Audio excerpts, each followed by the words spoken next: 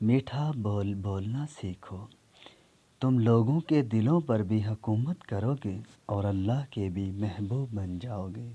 مناظرے نہیں کرنے، نفرت نہیں کرنی، سب سے محبت کرنی ہے، سب کو محبت دینی ہے۔ تم انبیاء کے وارث ہو، تمہاری مثال طبیب کی ہے۔